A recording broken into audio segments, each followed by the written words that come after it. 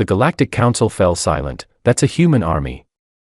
The ship smelled like recycled air and cold metal, and I had already been awake for 31 hours when Ambassador Claire Donnelly walked up beside me and said, quietly, "Don't let them see you nervous."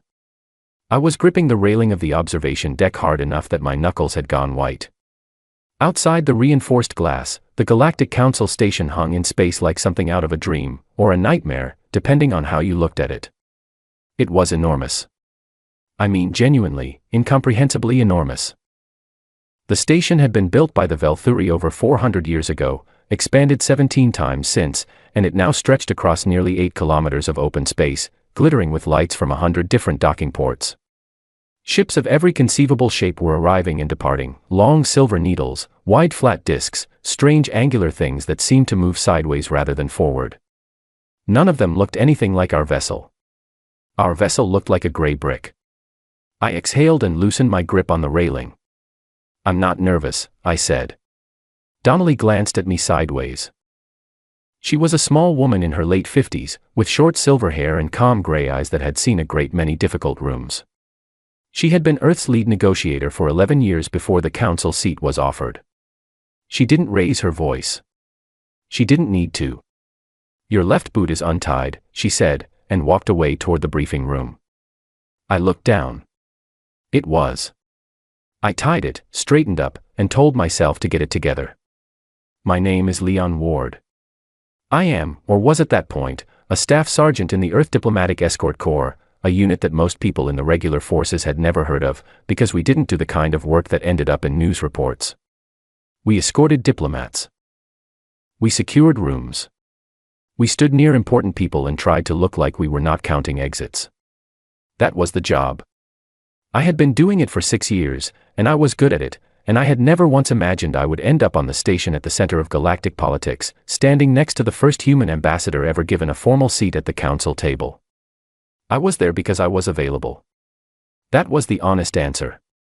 The original escort team had been reassigned after the incident on Kepler Outpost 3, nothing dramatic, a scheduling conflict, I was told, though nobody ever explained it fully, and I had been the closest qualified replacement. My commanding officer, Colonel Derek Parrish, had called me at 4 in the morning and said, "Ward, pack a bag. You're going to the council station." I had asked how long for. He had said, "However long it takes." I had packed a bag. Now, standing on the observation deck watching the Velthuri station grow larger in the window, I tried to remember everything I had been briefed on during the transit. The Galactic Council had been in operation for nearly 6 centuries. It had 41 member species. Decisions were made by a weighted vote, with older species carrying more influence. Earth had been granted a provisional seat, not a full seat, not a voting seat, not yet, after a petition process that had taken 12 years to complete. We were the newest members by a margin of about 80 years. The second newest species, a quiet, slow-moving people called the Sorrenti, had been around long enough to vote. We were still, technically, guests. And right now, the guests had a problem. The Croth Dominion, a large, aggressive, expansionist civilization from the far edge of the mapped galaxy, had filed a formal notice with the Council 14 days ago. The notice stated that 3 human colony worlds, Garvey's Reach, New Aberdeen, and the Mira Cluster, fell within what the Croth called their natural sphere of integration. That phrase was diplomatic language. What it meant, in practical terms, was that the Croth had decided they wanted those worlds and intended to take them. They had done it before, to 2 other species, both of whom had been smaller and less organized than us and had ended up, after various council mediation processes, losing the territories anyway. The council had issued statements. The Croth had nodded politely and taken the worlds regardless. Nobody had stopped them. And now it was our turn. The briefing materials I had read on the transit made it very clear what Earth was expected to do in this situation. We were expected to come to the council, present our case, request protection or mediation, and then accept whatever compromise was offered, probably something like giving up Garvey's Reach in exchange for a guarantee that New Aberdeen and the Mira Cluster would remain ours for the next 100 years, or something along those lines. That was the pattern. That was how it worked. Young species came to the council soothed things, the young species walked away with less than they had arrived with, and everybody called it diplomacy. I had read all of that. I understood it. And none of it explained why Colonel Parrish had looked, during our 4 in the morning call, like a man who was trying very hard not to smile.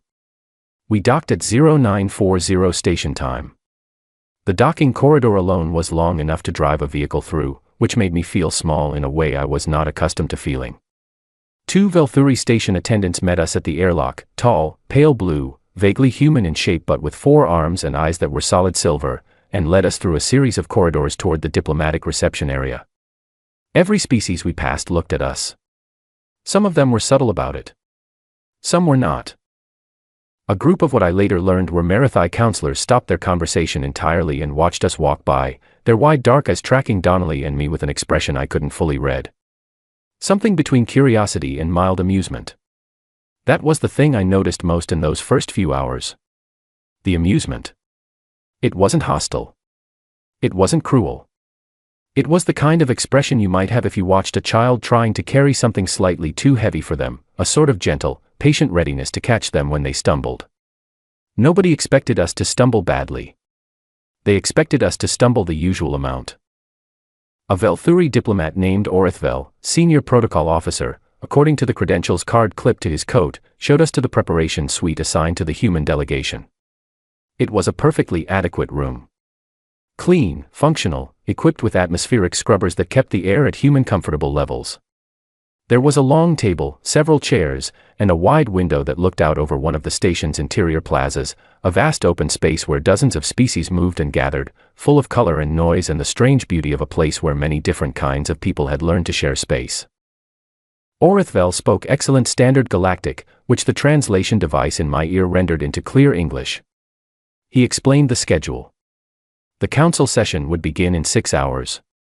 The human delegation would be introduced formally, given an opportunity to make an opening statement, and then the Kroth territorial claim would be brought to the floor for discussion. He said all of this pleasantly and efficiently. He did not say anything unkind. But as he was leaving, he paused at the door and said, with what I believe was genuine goodwill, "Ambassador Donnelly, if your delegation requires any guidance on council procedure before the session, requesting mediation, filing a compromise framework, that sort of thing, my office is available. We have helped many new member species navigate these situations." Donnelly thanked him warmly. He left. She waited until the door closed, then sat down at the table and opened the case she had been carrying since we boarded the ship. It contained, as far as I could see, a single sealed data chip and a small silver communicator. She set both on the table and looked at them for a moment. "Sergeant Ward," she said. "Yes, Ambassador. In 6 hours, we are going to walk into the largest diplomatic chamber in the known galaxy." She kept her eyes on the data chip. "And we are going to say something that no species in the station's history has ever said in quite this way." She picked up the chip and turned it over in her fingers. "I need you to be ready for the room to go very quiet." I looked at her. "How quiet?" She set the chip down and looked up at me, and for just a moment, behind the calm gray eyes, I saw something I hadn't expected. Not nervousness. Something older than nervousness. Something that looked, if I am being honest, like a person who has been carrying a very large secret for a very long time and is almost relieved to finally put it down. "Very quiet," she said. "The kind of quiet this station has probably never heard before." I didn't ask her anything else. I sat down across from her, folded my hands on the table, and spent the next 6 hours thinking about what that could possibly mean. I did not come up with the right answer. Nobody could have come up with the right answer. Some things you simply have to walk into and see for yourself. The chamber was bigger than I expected, and I had expected it to be very big. It was a circular room, maybe 200 meters across, built in rising tiers so that every seat had a clear line of sight to the central floor below. The ceiling was open to a dome of reinforced transparent material, through which the stars were visible, cold and steady and indifferent. Around the chamber, each member species had a section, marked by the colors and materials their cultures favored, so the effect was something like looking at a living mosaic. The Velthuri section was cool blue and silver. The Kroth section, and I noted exactly where it was from the moment we entered, was dark, angular, almost aggressively geometric, all hard lines and deep red lighting. Our section was a modest alcove near the lower tier. 6 seats, a small desk, a translation console. Nothing decorative. We had not had time to decorate. We sat down, Donnelly at the center, me 2 seats to her right in my capacity as escort and security, and the 2 junior aides beside her.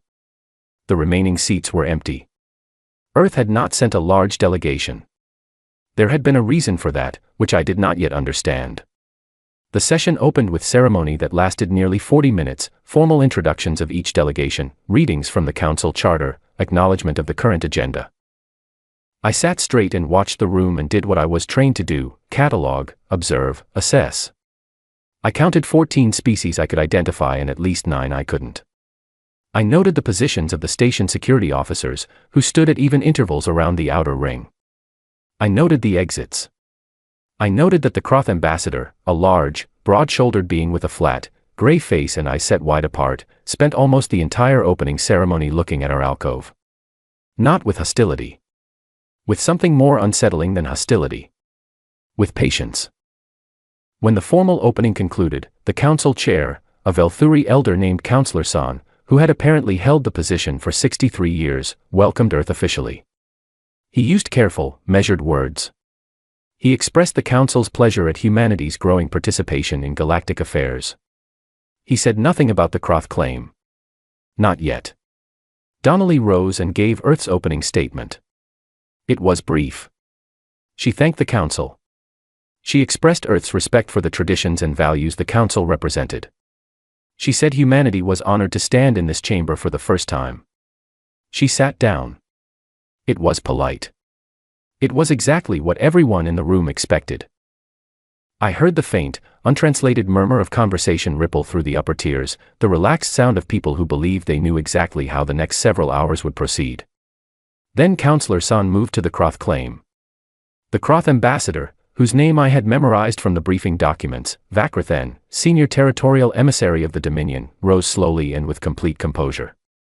He spoke for approximately 20 minutes. The translation in my ear was smooth and precise. He explained that the 3 human worlds in question, Garvey's Reach, New Aberdeen, and the Mira Cluster, had been identified as falling within the Croth Dominion's historical expansion corridor. He presented charts. He cited prior council precedents. He used language that was almost academic in its calmness. He did not raise his voice once. What he was saying, underneath all of the careful language, was simple: these worlds are ours now. We are informing you. This is not a question. He sat down. The chamber murmured again. Counselor San asked if the human delegation wished to respond. Donnelly stood up. She did not look at her notes. She did not look at Vakrathen. She looked at the center of the chamber, at the council itself, and she spoke in a voice that was completely, almost unnervingly calm. The human delegation thanks the council for the opportunity to respond, she said. We have prepared a formal statement regarding Earth's position on the Croth Territorial Declaration. With the council's permission, we would like to submit that statement to the chamber record at this time. Counselor San inclined his head. Permission granted. Donnelly reached into the case on the desk in front of her. She took out the small data chip I had seen her holding in the preparation suite 6 hours earlier. She placed it into the submission port on the side of the translation console. The chamber's main display system activated. It was designed to show submitted documents to all delegations simultaneously, a practical necessity when 41 species with 41 different written languages were trying to read the same thing. Whatever was on Donnelly's chip began rendering across every screen in the chamber at once. And then the room changed. It didn't change loudly. It changed the way a held breath changes a room, silently, completely, instantly. One moment there was the low ambient sound of a functioning diplomatic chamber, the soft hum of translation systems, the faint rustle of movement, the occasional quiet exchange between delegates. And then all of that stopped. I watched it happen in sections, like a wave moving outward from the screens. The Velthuri delegates on my left looked at their display, and went still. The Sorrenti delegation, 3 rows up, went still. The Marathai, who had stared at us in the corridor that morning with such calm amusement, went still. I saw one of them slowly set down the object they had been holding and not pick it up again. I could not see our display from where I was sitting. My screen was angled away from my position. I had not been given advance information on what the chip contained. Parrish had told me, when I asked before departure, "You'll see it when they see it." That's the point. At the time I had found that irritating. Now, watching the chamber go quiet, I began to understand. Vakrathen, the Kroth ambassador, was sitting very still. He was looking at his screen. His wide-set eyes had not moved in nearly 20 seconds. That might not sound significant, but I had read enough about Kroth physiology during the briefing to know that they were not a species given to stillness. They were constant, deliberate movers, shifting weight, adjusting posture, turning their heads in small increments. It was apparently just how their nervous system worked. But right now, Vakrathen was sitting like a stone. I leaned very slightly toward the junior aide on my left, a young man named Philip Granger who had been with Donnelly's team for 3 years. I pitched my voice low enough that only he could hear. Granger. What's on the screen? Granger turned to look at me. His face was an expression I had not seen on him before and would not easily forget. It was not pride, exactly. It was not shock. It was something in between the two, the face of a person looking at something they had known was true but had never quite seen written out in numbers before. Fleet deployments, he said quietly. Ours. How many? He paused. He looked back at the screen, then back at me. All of them, he said. I did not ask another question. I faced forward, folded my hands in my lap, and waited. Counselor San sat at the head of the chamber for a long time without speaking. He was looking at his screen with an expression of careful, deliberate composure, the expression of a man whose job required him to appear unshaken by things that were, in fact, shaking him. Finally, he spoke. The chair recognizes the human delegation. Ambassador Donnelly, would you like to address the chamber regarding the contents of this submission? Donnelly stood. She had not sat back down since rising for the statement. She clasped her hands behind her back, a posture I associated, from 6 years of escorting her colleagues, with a diplomat who is about to say something that is going to be in history books. Thank you, Counselor, she said. What the Council is now viewing is Earth's formal military response declaration. The figures presented represent current, verified, active deployment status as of 14 days ago, the date of the Kroth territorial filing. She let that land for a moment. It landed. Earth is not here to request mediation. We are not here to negotiate the terms of a compromise. We are here to inform the Council that the 3 worlds named in the Kroth Declaration are human worlds, they will remain human worlds, and the force currently positioned to ensure that outcome has been in place for some time. She paused again. We felt the Council deserved to know. The room did not respond with noise. It responded with more silence, a deeper kind than before, if that is possible, like the silence had weight now, like it was pressing on the walls of the chamber. Vakrathen had not moved. I kept watching him. I had been trained to watch the most dangerous person in the room at all times, and whatever he was now, whatever the Kroth Dominion was after looking at those numbers, the most important change was happening somewhere inside that stillness. I heard something clatter in the Marathai section. Someone had dropped something. Nobody picked it up. Counselor San cleared his throat. It was the loudest sound in the chamber. The Council will require a moment to review the documentation in full, he said. His voice was admirably steady. The session will recess for 30 minutes. Donnelly sat down. She did not look at me. She looked straight ahead at the center of the chamber, at the spot where all those species with all those centuries of history between them were sitting with her numbers on their screens, and she looked like a person who had just set down something very heavy and was taking her first full breath in a long time. I looked at the data chip sitting in the submission port. Small thing. About the size of my thumbnail. And somewhere on it were numbers that had just made 40 civilizations forget how to speak. Nobody around us said a word during the recess. Not to us, anyway. I could see delegates from at least 6 different species talking quietly and urgently among themselves, heads bent, eyes moving back and forth between their screens and our alcove. They were reassessing. I recognized the process because I had done it myself many times, walking back through everything you thought you knew about a situation and trying to work out at which point your understanding had gone wrong. I thought about Colonel Parrish. I thought about his expression at 4 a.m. I thought about the word available, the reason I had been told I was assigned to this mission, and I wondered, sitting there in the quiet of the chamber recess, whether anything about this moment had actually been left to chance at all. 30 minutes later, the session resumed. And what happened next was the part nobody in that room would forget for a very long time. Orithken had not been born into intelligence work.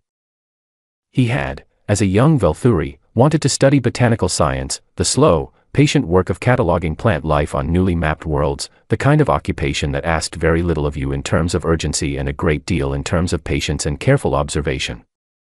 His aptitude assessments had redirected him. Apparently, the skills required for careful botanical observation, cataloging small details, detecting patterns across long time scales, updating conclusions when new evidence appeared, were also the skills required for intelligence analysis. He had been told this at the age of 22 and had spent the following 61 years doing exactly what he had always done, just with species rather than plants. He was, at this particular moment, sitting in the senior observer gallery that ran along the uppermost ring of the council chamber, the section reserved for staff and analysts who needed to observe sessions without being delegates, and he was doing something he could not remember doing since his third year as an analyst. He was reconsidering everything from the beginning. The gallery had gone as quiet as the chamber floor. Around him, 24 colleagues from various species intelligence services, the Velthuri Bureau, the Marathai Coordination Office, the Sorrenti Long Range Assessment Division, were staring at their own portable screens with the particular expression of professionals who have just discovered a significant error in their own prior work. Nobody was speaking. The room had the feel of a group of very competent people each privately working through the same problem. At what point did we get this wrong, and how far back does the error go? Orithken was further along in this process than most of them, because Orithken had been the primary analyst responsible for the Velthuri Bureau's assessment of Earth for the past 19 years. The report he had authored, Terrestrial Species 7741H, Developmental Assessment and Geopolitical Projection, revised 6 times over those 19 years, was currently, he suspected, going to require a 7th revision that was substantially longer and in several key respects diametrically opposite to the previous 6. He pulled the latest version of his own report on his screen and began reading it with the cold, detached focus of a man reviewing his own work for the first time as an outsider. The report was, he had to admit, well written. It was thorough. It was internally consistent. And it was, he now suspected, built on a foundational error so basic that it made every subsequent conclusion unreliable. The error was this: he had assessed human military capacity using the same frameworks he had used for every other emerging species. Those frameworks were built on 6 centuries of data from 41 member species. They were excellent frameworks. They had produced accurate assessments of developmental trajectories for the Sorrenti, the Marathai, the Pelavar, and 11 other species that Orithken had personally analyzed over his career. The framework asked, how much of this species' productive output is directed toward defense infrastructure? What is their current standing force size? What is the ratio of military to civilian spending? All of those numbers, for humanity, had looked modest. Manageable. Appropriate for a species at their level of galactic integration. That was what the framework said. And Orithken had written it down, revised it 6 times, and never questioned the framework itself. What he had not accounted for, what no version of the framework had ever needed to account for, because no other species had made it necessary, was the possibility that the numbers were not all the numbers. He opened a secondary file on his screen. It was a historical data compilation he had built over the years, a background reference document containing records of human activity that had not seemed directly relevant to the military assessment. Economic records. Trade filings. Infrastructure development reports. Colonial expansion registries. Transport fleet manifests. He had used it occasionally, for context, but it had not been part of the core analysis. He began going through it now with different eyes. The shipyards on Earth's moon, listed in trade filings as commercial transport construction facilities. They had been operating continuously for 42 years. At full capacity, they could produce 1 large vessel every 11 days. Orithken did not have figures for how many vessels they had actually produced, because the data was contained in internal human government records that the Velthuri Bureau had not had access to. He had assumed the production rate was lower than maximum capacity, because that was normal. Species did not usually run military production at full capacity during peacetime. They maintained reserve capacity and kept costs down. He was beginning to suspect that assumption was wrong. The colonial administration reports from the outer human settlements, the worlds that were now, based on the data chip currently rendering on every screen in the chamber below, apparently the most heavily fortified collection of inhabited planets outside the Croth Dominion's own core systems. Those reports had listed, consistently, over 4 decades, population figures, agricultural output, resource extraction rates. They had also listed, in a footnote category that translated into Velthuri roughly as civic infrastructure development, a steady and growing series of construction projects. Orithkan had noted these. He had not flagged them because the category description was civilian, and the scale, while large, had seemed consistent with the development needs of growing colonial populations. Docking infrastructure, power generation facilities, communication relay networks, atmospheric processing stations. He stared at the list for a long time. Those were not just colonial infrastructure projects. The scale was wrong. The density was wrong. A civilian colony of 200,000 people did not need 18 heavy-grade docking facilities. It didn't need distributed underground power systems designed to continue operating if surface installations were damaged. It didn't need the kind of redundant communication architecture that would allow the settlement to maintain command and control function during an external disruption. It needed those things if it was also a military staging point. Orithkan closed that file and opened another one, a compilation of human cultural data. Historical documents, primarily. He had assembled this one not for security purposes but out of genuine interest. He had always found human history fascinating, not always pleasant, but fascinating in the way that certain rare botanical species were fascinating, because they had developed in conditions different enough from the norm that their evolutionary path had produced something genuinely unusual. He found the section he was looking for, a compiled timeline of human armed conflicts over the past 3,000 years. He had read this before. Many times. He had always processed it the way most galactic analysts processed it, as evidence of an unusually combative species that had, fortunately, grown out of its most dangerous tendencies by the time it reached the stars. The conflicts were historical. They were not current. Earth had been at peace, internally, for over 100 years. This was taken as evidence of maturation, of the species having moved through its aggressive phase. Reading it now, he was no longer sure that interpretation was correct. What he saw, looking at it again with the numbers from Donnelly's data chip still fresh in his mind, was not a species that had been violent and then stopped. What he saw was a species that had been at war, continuously, in one form or another, somewhere on its planet, for the majority of its recorded history, and had used that time to develop the most refined, sophisticated, and deeply institutionalized approach to organized conflict that any species he had ever analyzed had produced. They had industrialized it. That was the word that arrived in his mind and would not leave. They had taken the concept of armed force, which every species had, in some form, because every species had at some point needed to defend itself, and applied to it the same relentless, iterative improvement that they had applied to medicine, agriculture, and communication technology. They had built schools for it. They had built entire branches of mathematics around it. They had written philosophy about it, and then rewritten the philosophy when the philosophy turned out to be strategically suboptimal. And then, apparently, they had reached the stars and found that nobody was currently threatening them, and they had kept doing it anyway. Quietly. Methodically. Without announcement. He thought about a human phrase he had encountered in the cultural files, one that had stuck with him because it seemed to encapsulate something he hadn't fully understood at the time: hope for the best, prepare for the worst. He had catalogued it as an expression of anxiety. A reflection of a species that had been traumatized by its own history and could not quite believe the threat was gone. A kind of cultural nervousness. He understood now that he had been wrong. It was not anxiety. It was not nervousness. It was policy. It was, perhaps, the most fundamental policy a species could have, the quiet, patient, unending decision to never be caught unprepared, no matter how peaceful things appeared, no matter how long the peace had lasted. He looked back down at the chamber floor through the gallery window. Ambassador Donnelly was sitting calmly in the human alcove. The sergeant beside her, the one who had looked faintly overwhelmed during the corridor walk that morning, was sitting straight, hands folded, watching the room with a professional stillness that Orithkan now found considerably more interesting than he had before. He did not look overwhelmed now. He looked like a person who was doing exactly what he was trained to do, in exactly the conditions he had trained for. Orithkan pulled up a fresh analysis document and began typing.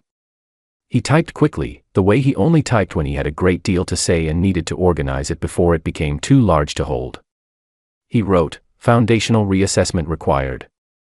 The framework applied to species 7741H has produced a systematically inaccurate picture of actual military capacity. The error is not in the data collection. The error is in the interpretive lens.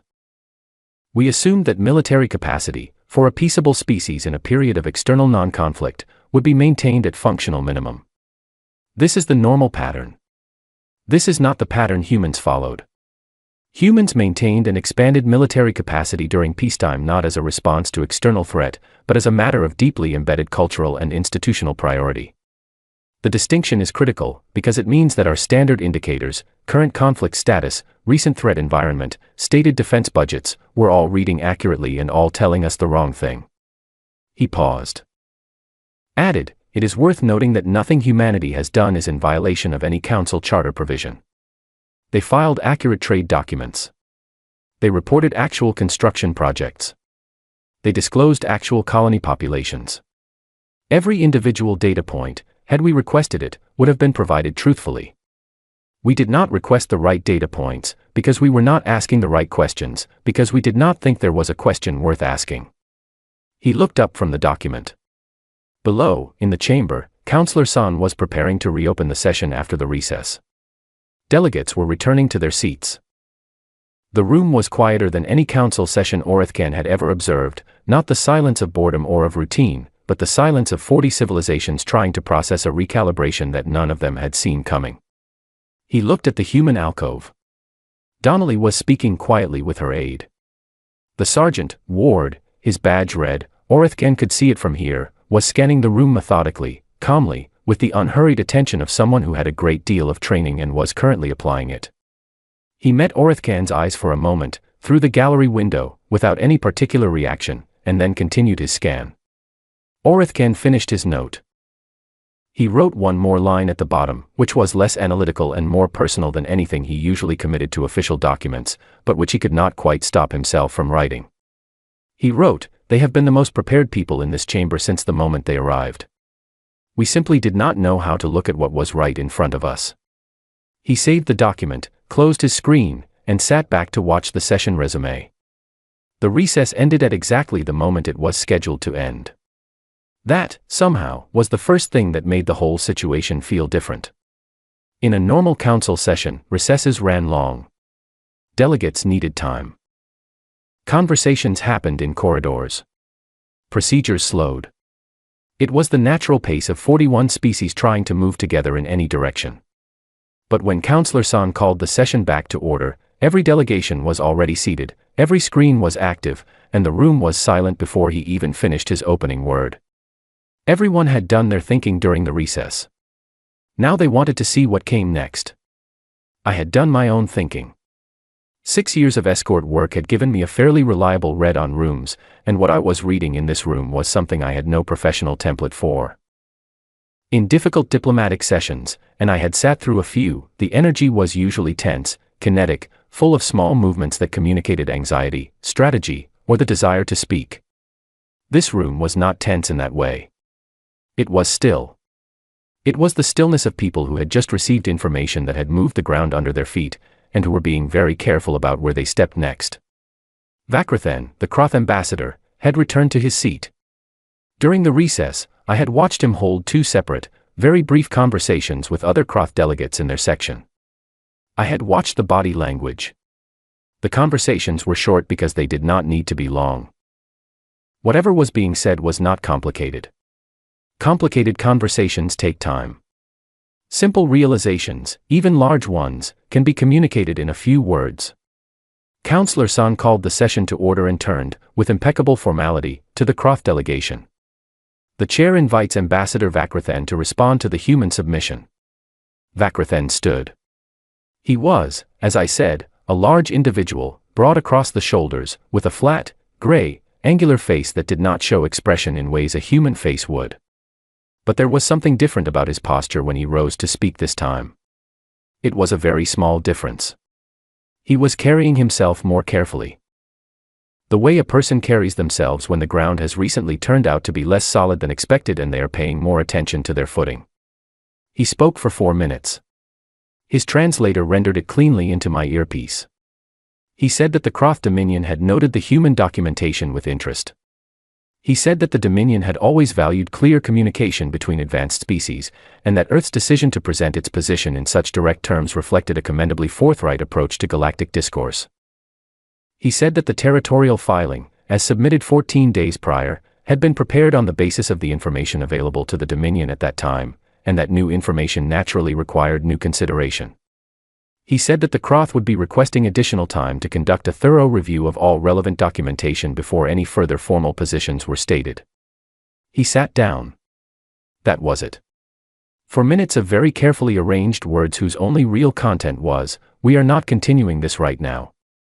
I heard what might have been, from somewhere in the upper tiers of the chamber, the very faint sound of a long exhale. From which delegation, I couldn't tell. Possibly several. Donnelly did not react visibly.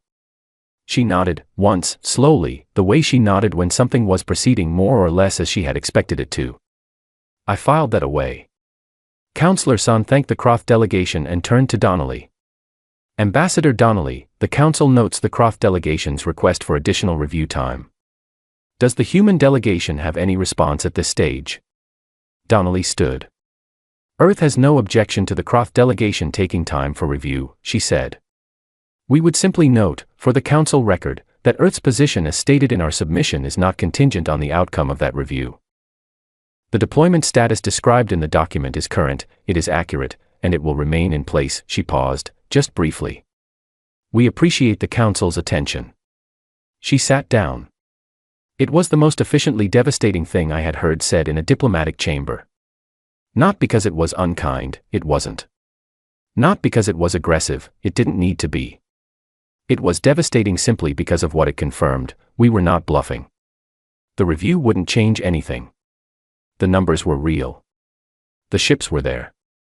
The decision had been made long before we ever walked into this chamber, and it had not been made here, not in response to the Croth filing. It had been made years ago, quietly, in offices and shipyards and training facilities that no galactic intelligence service had thought to ask too many questions about. The session continued for another hour. There were procedural matters, other agenda items, routine council business. None of it, I suspected, registered very strongly with most of the people in the room, because most of the people in the room were still processing what had happened in the first 40 minutes. I watched delegations throughout, the quiet conversations, the shifted glances toward our alcove, the very occasional look in my direction that I met with a steady, neutral expression and held until they looked away. 6 years of escort work. I had the neutral expression down. At one point, my communicator vibrated against my wrist. A single pulse. A message from Colonel Parrish, forwarded through our ship's communication system. It was 4 words. They said, confirmed. All positions nominal. I read it twice. Put the communicator away. Look straight ahead. All positions nominal. Not, our ships are ready to move, not, we're prepared to respond, nominal. Present tense. Functioning as normal. Which meant that whatever those numbers on the screen described, all of those ships, all of those personnel, the entire apparatus of Earth's response, they were not on their way. They were not being assembled. They were already there, already in position, already doing what they were doing, exactly as stated. They had been there for some time. They were simply in position, waiting, the way a person waits who has been waiting patiently for a very long time and is in no particular hurry. I had a strange feeling then. It was not pride, exactly. It was something quieter than pride, and in some ways more powerful. I thought about all the people who had made those numbers possible. The engineers who had spent their careers in shipyards, building what they were told to build and not asking too loudly why the quotas kept going up. The soldiers who had trained, year after year, for a scenario nobody had officially described to them, because they were soldiers and training was what soldiers did. The logistics teams who had moved supplies and fuel and equipment across vast distances and logged it in filing systems that galactic analysts had apparently found too dull to investigate closely. The people who had sat at desks and made decisions and written reports and sent memos, all of it adding up over decades to something that now sat on a data chip the size of my thumbnail and had made 40 civilizations forget how to make noise. None of them were in this room. None of them would ever be in this room. This was the part they would not see. I was seeing it for all of them. The session ended. Counselor San closed the formal proceedings and announced that the Croft Territorial Review would be scheduled for a follow-up session at a date to be confirmed. The delegations began to move, filing out through the various exits, and the ambient sound of the chamber slowly rebuilt itself, footsteps, quiet conversation, the hum of translation systems being powered down. Donnelly was reviewing something on her own screen. I stood, surveyed the room one final time, and began the mental process of transitioning from in-session posture to corridor posture, which required slightly different awareness. I nearly didn't notice Orithkan until he was right beside me. He had come down from the observer gallery. He was about my height, pale blue, with the silver eyes that I had initially found disconcerting but had grown somewhat accustomed to. He was holding a small datapad against his side and looking at me with an expression I had trouble categorizing. It was not the polite amusement from that morning. It was something more considered. "Sergeant Ward," he said. His standard Galactic was impeccable, my earpiece barely needed to work. "Counselor," I said. I wasn't sure of his exact title, but counselor was always a safe default at this station. "Analyst," he corrected, without any particular sharpness. "Orithkan. Velthuri Bureau of Long-Range Assessment," he paused. "I have been the primary analyst for your species for 19 years. I looked at him. I said nothing. I wanted to say, he continued, that I believe my assessment was wrong. Substantially wrong, he said it simply, without drama. Not the way someone says something to make themselves seem humble, the way someone says something because it is true and they are the kind of person who says true things. I did not account for the right variables. I wouldn't know about that, I said. That's not my area. No, he agreed. You have a different area, he glanced toward Donnelly, who was closing her case. I have one question, if you are willing. I waited. Were you afraid, he asked. Coming into the chamber today. Knowing what was about to happen. I thought about the railing on the observation deck. My white knuckles. 31 hours without sleep. The boot that had been untied. I thought about 6 years of standing in rooms next to important people and counting exits, and I thought about all the rooms I had stood in where the stakes were considerably lower than today. Yes, I said. Every day of my career. He looked at me steadily. And yet you prepared anyway. That's the job, I said. He seemed to consider that for a moment. Then he nodded, slowly, and said, yes. I think I am beginning to understand that. He tucked his datapad more firmly under his arm. Good evening, Sergeant Ward. Good evening, Analyst Orithkan. He walked away toward the Velthuri exit. I watched him go, and then turned back to Donnelly, who had finished gathering her things and was waiting. Ready, she said. Yes, Ambassador. We walked out through the human alcove exit, down the long corridor, and back toward the docking section. Nobody stopped us. A few people watched us pass. The looks were different now than they had been that morning, not amused, not indifferent. More careful. The look you give something when you have revised your understanding of what it is. I filed my report that night in our ship's communications bay. It was a standard post-session debrief form. I filled in the required fields: location, duration, personnel present, significant events. Under the heading Outcome, the form gave me 6 lines. I used one of them. I wrote. The council fell silent. We stood there. That was enough. The follow-up session was scheduled for 11 days later. In the meantime, something unusual happened, several things, actually. The morning after the first session, Earth's communication team aboard our ship received a formal request for a private meeting from the Pelavar delegation. The Pelavar were a mid-tier council species, about 2 centuries ahead of us in terms of galactic integration, known mostly for their expertise in materials engineering and their careful neutrality in most political matters. They had not been involved in the Croth issue in any way. They were not an obvious ally or adversary of anyone. They were simply one of the 41. Donnelly accepted the meeting. I attended as escort. The Pelivar ambassador, a woman named Counselor Verith, had brought 2 aides and a small translation device of her own as a backup. She was compact, with 4-fingered hands and amber-colored skin and a very direct way of speaking that I found immediately comfortable. She sat down across from Donnelly, folded her hands on the table, and said, without preamble, "Ambassador Donnelly, the Pelivar delegation would like to understand Earth's long-term intentions in the outer sectors." Donnelly said, "Earth's intention is to maintain peaceful coexistence with our neighbors, continue developing our colonial infrastructure, and participate constructively in council proceedings." Verith listened to this, nodded once, and said, "And your military capacity, as described in yesterday's submission, what are your intentions for it in the absence of a direct threat?" Donnelly said, "It will remain in place. It will not be directed at anyone who does not direct a threat at us first." Another nod. Verith glanced at her aides briefly, then back. "We would like to begin preliminary discussions about a formal non-aggression framework between Earth and Pelivar. Nothing immediate. Simply an expression of mutual intent." Donnelly smiled, a small, real smile, not a diplomatic one. "Earth would be very open to that," she said. The meeting lasted 40 minutes. It was the first of 8 similar meetings over the following 11 days. 3 more species requested talks before the end of the first week. By the time the follow-up session came around, we had a meeting request pending from the Sorrenti, who were among the oldest and most respected species on the council, and had apparently decided that the human delegation was worth knowing better. None of this had been in any briefing document I had read. I began to wonder how much of what was happening had been anticipated and how much was genuinely new even to Donnelly. I asked her, the evening before the follow-up session, while we were reviewing materials in the preparation suite. She set down what she was reading and considered the question with the same unhurried attention she brought to everything. "Some of it was anticipated," she said. "The Croth response, the review request, the withdrawal of momentum, that followed a predictable pattern.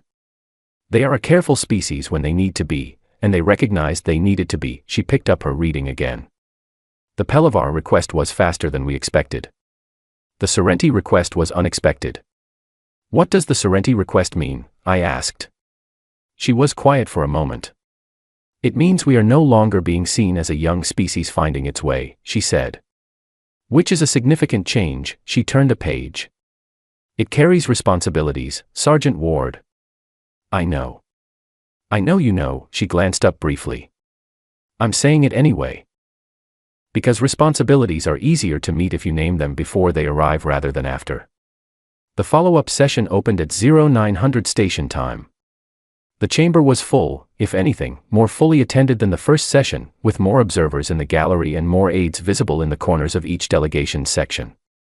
Whatever had spread through the station's diplomatic community over the past 11 days had apparently increased interest in watching whatever happened next. Vakrathen was present. He looked as composed as he always did.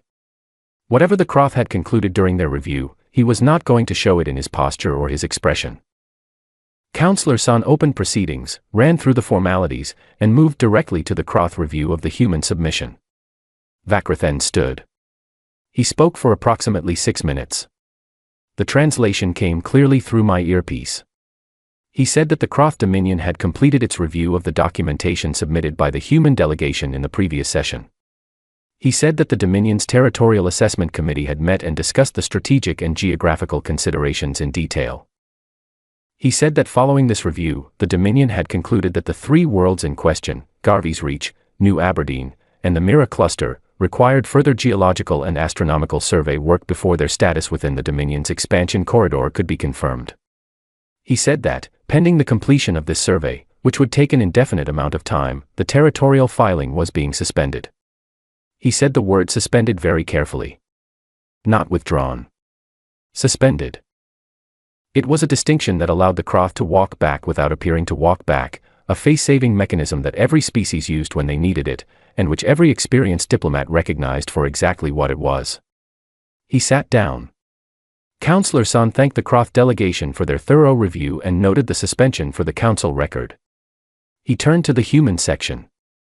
"Ambassador Donnelly, does Earth wish to respond?" Donnelly stood. "Earth takes note of the Croth delegation's position and wishes the survey team a productive assessment process," she said. She sat back down. That was it. The statement had 3 parts, and all 3 of them were extraordinary in their restraint. She had not celebrated. She had not pointed at the obvious meaning of the suspension. She had not said anything that required the craft to respond defensively. She had simply acknowledged, politely and completely neutrally, that they had said a thing, and moved on. It was the most effective non-response I had ever heard delivered. The chamber was quiet for a moment. Then Counselor San moved to the next item on the agenda, and the session continued, and the thing that would have been a major galactic confrontation was instead a procedural notation in Council records, filed under Croft Territorial Assessment, Item 7741, H3, Status, Suspended Pending Survey. When we walked out of the chamber that day, 3 separate delegations stopped Donnelly in the corridor to exchange brief, warm greetings. A Marathi delegate, one of the ones who had watched us walk past on the first morning, with that look of calm amusement, caught my eye as we passed. He nodded. I nodded back. It was a very small exchange. I thought about it for a long time afterward. We had 2 more days on the station before our scheduled departure. Donnelly used them for meetings. I used them for my job, walking corridors, checking rooms, standing near important conversations and watching exits. But the texture of the work was different now. The station felt different around us than it had when we arrived. Not warmer, exactly. Diplomatic environments don't really do warmth, in my experience, but different in a way I found difficult to name precisely. On the last morning, I walked down to the observation deck alone while Donnelly was in a final briefing. The station's interior plaza was below, that vast, open, colorful space full of species going about their business. I watched it for a while. 41 civilizations. Centuries of history. A chamber that had been sitting in this part of space for 400 years, making decisions and issuing statements and navigating the endless, complicated, never-finished work of many different kinds of people learning to share a galaxy. We had been part of it for about 72 hours. I thought about the people who would never come to this station. My unit back home. The engineers and the soldiers and the logistics teams. The people who had spent their careers quietly building what had sat on that data chip. Colonel Parrish, who had made a phone call at 4 in the morning with something behind his eyes that I now understood was not tension but satisfaction, the satisfaction of a person who has spent years preparing for a moment and has watched it arrive exactly as planned. None of them would stand in this chamber. None of them would walk these corridors. The work they had done was finished and behind them now, invisible in the record books of shipyards and training facilities and supply registries. But it was there. It had always been there. It had been there for years before anyone in this station had thought to look. I thought about what Orithkin had asked me. Were you afraid? And the answer I had given, which was honest, yes, every day. Because that was the part of the human story that nobody seemed to fully understand yet, not even most humans, if I was being truthful. It was not the force itself that was the story. It was the choice to build it. The choice made not in a moment of crisis, not in response to a direct threat, not out of aggression or ambition, but out of the quiet, steady, deeply human understanding that the universe is large and full of unknowns and the most important moment to prepare for is the one you cannot see coming. Every soldier who had ever signed up knowing there was no war. Every engineer who had ever built a ship that was never supposed to fire a weapon. Every budget officer who had found a way to make numbers add up correctly, every year, for decades, without anyone asking too loudly what they were adding up to. They had all made that choice. Daily. Quietly. Without ceremony. And it had added up to a data chip the size of my thumbnail, and a room full of 40 civilizations that had suddenly, completely, and irrevocably stopped underestimating us. I stood at the observation window and watched the ships moving in the distance, all those different shapes catching the light, and I felt something settle in my chest, not pride, or at least not only pride. Something more durable than that. Something that felt like the knowledge that you are, after a long period of uncertainty, exactly where you are supposed to be. My communicator vibrated. A message from Donnelly: we depart in 90 minutes. Preparation Bay 3. I took one more look at the plaza below. A small group of Sorrenti delegates were crossing the far end, moving slowly and steadily as their kind always did. One of them looked up, toward the observation deck, in my direction. It might have been coincidence. It might not have been. At this distance I could not read their expression. I straightened up. Tied my boots, both of them. Walked toward the door. We had a long transit home. I had a report to finish. And somewhere out there, in the space between stars, a very large number of very patient ships were holding their positions, waiting, nominal, exactly as described, because that was what we did. That was who we were. That was what we had always been, even before the galaxy knew to look. I walked out of the observation deck and into the corridor, and behind me, the stars continued their old, indifferent work of shining through the glass, the same as always, unchanged by anything that small and specific beings did among themselves in their brief and busy time below. The Galactic Council had fallen silent. We had simply stood there. And that had been enough.